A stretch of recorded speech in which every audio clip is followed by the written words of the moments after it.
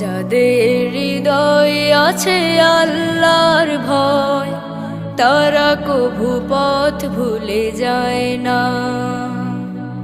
আল্লাহর প্রেম ছাড়া এই দুনিয়ায় কারো কাছে কোনো কিছু চায় না।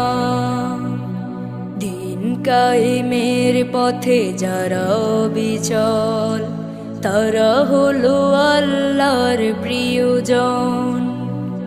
বাতিলের কাছে যারা হার মানে না, সংগ্রাম করে যায় আমরণ।